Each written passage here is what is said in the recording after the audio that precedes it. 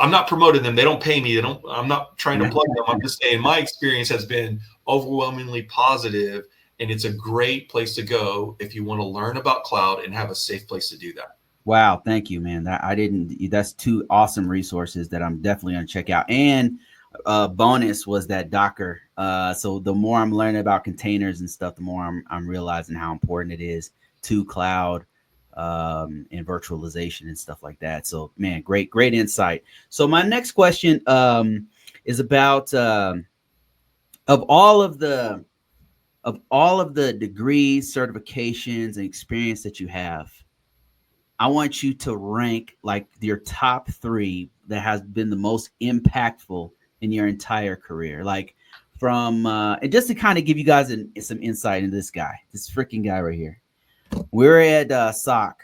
I remember we had all these people had master's degrees. I came in with a CISSP and a CCNA and all this kind of stuff. I had all these certifications, and this dude ran circles around all of us. And from what I remember, you didn't have a degree. I don't think you did. I told you guys you're one of the guys I talk about all the time that didn't have a degree, because people, man, do I need a degree to get in this field? I'm like, no, man, I know a guy who didn't have a degree and ran circles around all of us, was educating everybody. He had people with master's degree, everything. And so anyway, so from all the stuff that you have, like what was the most impactful skills, experience, certifications that you got that were just like knocked the doors, opened up doors for you, it continues to help you maybe, what were those top three things? Yeah, that's a really, really insightful question. All right. So to address the degree, let's just tackle that because that's an easy one. Do you need a degree? No. Simple.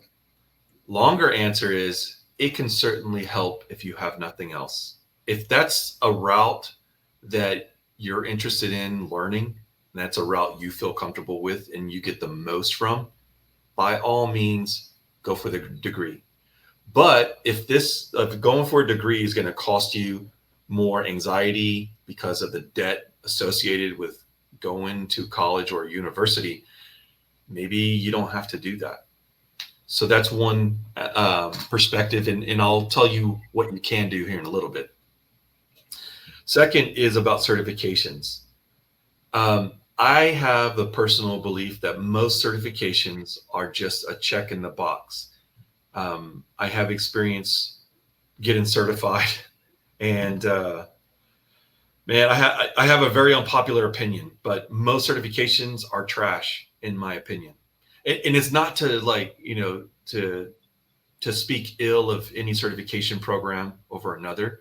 It's just I feel like what most people do is they'll do a brain dump to check the box and get the certification, but have learned nothing. And I saw this happen with CISSP, where people would go for this certification. In fact, Bruce, when we worked together, we saw people going for the CISSP certification, wait for the results to come in, it would fail, and they'd just go back and continue to brute force until they got it and still learn nothing, even after months of retaking the certification. And it was because they had to do it for their job. Yeah. There was no interest. They just needed to check that box. So certifications are not always what they're cracked up to be. So what I do when I'm looking at certifications is I look at the value to me personally, not to the company that requires them. I look at the value to me. Am I going to learn something in this? So a couple of certifications that are worth having. One is cloud certifications. So whether it's Microsoft, Google, or Amazon, they have certifications that really test your knowledge. And in a lot of cases, if you're not familiar with how to do something, the practical aspect of it, you're not going to pass the certification. And so they do a great job of asking really good questions. They have great quality assurance. And personally, when I did my certification for AWS, I felt that it was valuable. And so I only did AWS, the cloud foundations. I eventually will go on to a solutions architect. So, I'm training and studying for that at the moment. But I do it because I'm getting value from it. not because the company requires it. The other certification track for cybersecurity is the SANS Global Information Assurance courses. And I think, Bruce, you've got certifications there too, as did I. So it is really good because the tests, most of them, I don't know if they changed this, but they're open book. So if you're doing a written test, written exam, open book, a lot of people say, well, then how do you learn anything? Because that's a real skill. Like when somebody comes to you in your job and they give you this problem, you need to go look it up.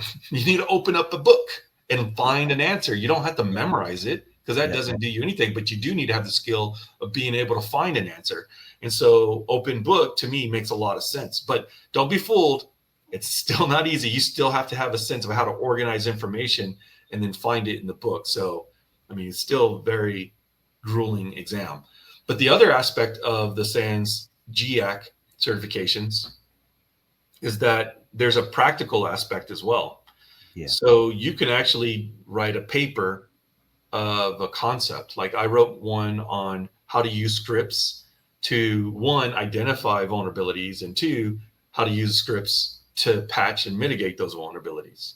It was really fun. I learned a lot in the process. And the folks over at SANS all voted that it was valuable enough to include, and I was able to get my gold tier certification for GIAC, wow. And I'm really proud of that. So that's where you really can separate people from the folks who are just going to get the checkbox, which we still need that, but also those who are passionate enough to go and do the work and prove that they know what they're talking about. Like, to me, that says a lot. So, you know, those are the type of certifications that I look at and look for. Now, I'll pause there for the certifications, but I want to get into, like, how do you get to a point where you can show value to get into the industry? Let's see what questions we have here. Oh, we got a whole bunch. Let me see.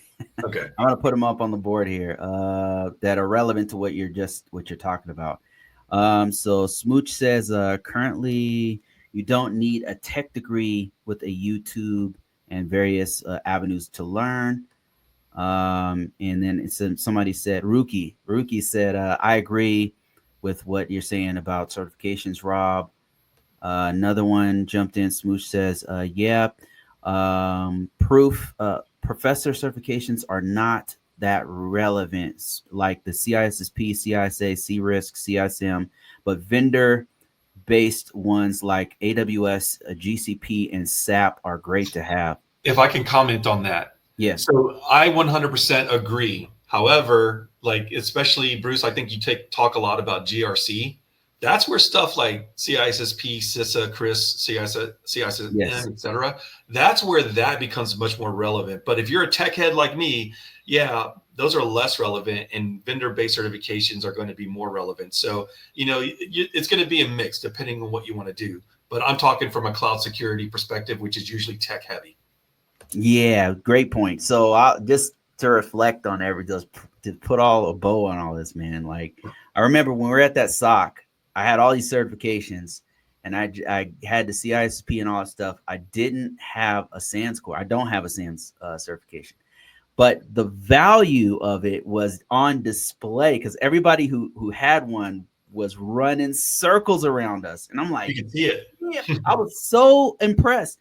So I started actually studying for one, and just the studying alone helped me out so much. That's why on this channel, I always talk about how awesome SANS courses are, because it's open book, it's more hands-on, there's other avenues to actually get the certifications. I just think they're extremely impressive, and all the people who I've known who had all those warrants, who had them and stuff like that, they're some pretty sharp guys, you know, including Kazarian had one. It was just impressive. So yeah, I have to agree with you. Those are marketable. CISP, CRISC, CISA, don't get me wrong, especially if you're in GRC, super marketable certifications. How relevant are they to what you do, like to technical? I mean, you know, it's it's very generic, you know. So yeah, so let's address one more thing, because like we were talking about public sector, and I don't know if it's still there or relevant, but 8570, right? DoD, yes. 8570 regulation, which right. is about maintaining certain levels of certification and competencies in order to hold a role in information assurance. CISSP, is going to check that box. So if Yeah. you're going to work in the US federal government and possibly maybe either other nations, CISSP is absolutely critical. Whether or not you believe it's going to help, doesn't matter. It is a requirement. So in those cases, yes, it's valuable. Yeah. So you got to look at those factors as well. There's other certifications that do really well in the government, like the Security Plus, especially if you're entry level. Larry says, but isn't the checkbox now basically being required by the industry to pass Yeah. resume scans? Unfortunately, that's how it's going. We got to play the game for some of us. Yeah. And So I want to talk about that too, Bruce. I'm so sorry to interrupt. no, you're good. I know you are too. Yeah, because you talk about ATS as well from time to time. Yes. And yes, so Larry, spot on, great point. Those are not the organizations personally I want to work at if that's how they do business. That's how I look at it. There are so